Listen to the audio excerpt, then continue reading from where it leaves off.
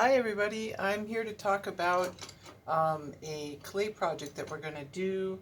In this case, make an Olmec inspired mask. So this is one of your options for your first clay project, aside from your pinch pots.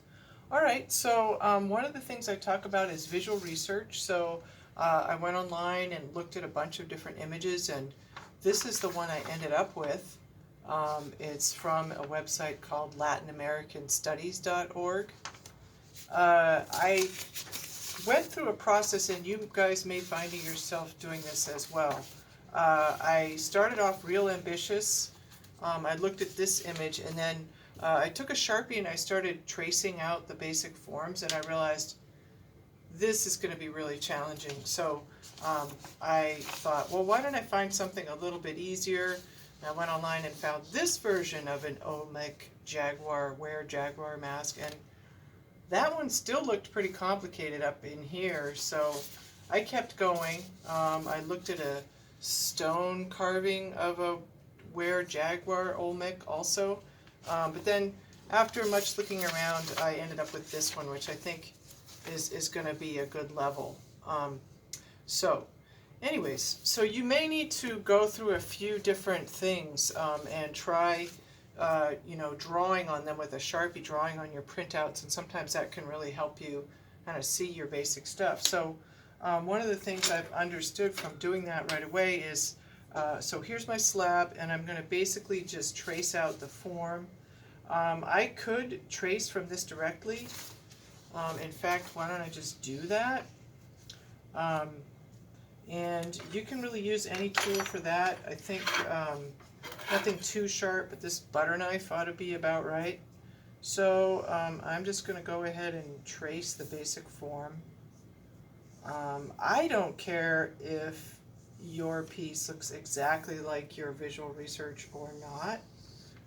You're going to learn a lot either way. So you can freehand it.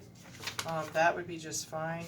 But I thought I'd show you that technique. Now, this is a sharper knife. It's a clay knife. I'm sorry, it's like a steak knife. And anyways, I'm just going to go ahead and cut the slab using that. And notice that my slab is not super thin. I know I said that the pinch pot should be about 1/8 of an inch. But I think for this slab project, you can work a little thicker than that.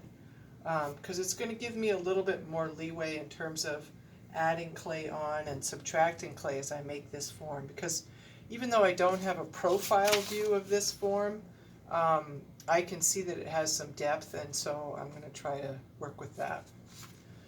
Alright, so and then the next piece of advice that I have for you is, if you want to make a mask or any curved shape, like a shape of a face, you can see I'm just kind of curving it here, and then here's a piece of newspaper. It's simply balled up newspaper, and that's going to hold my form and make it much easier to get a curve. If you try to work on it just flat down on the board, it's going to come out really flat.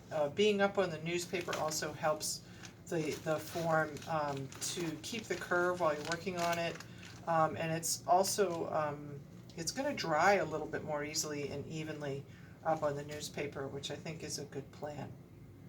Okay, so I sketched out some of my basic shapes here, and what I have over here is a thinner slab, and so what I can do is cut out my shapes and then put them on. I think there's a lot of ways to do this. I could just model this or sculpt it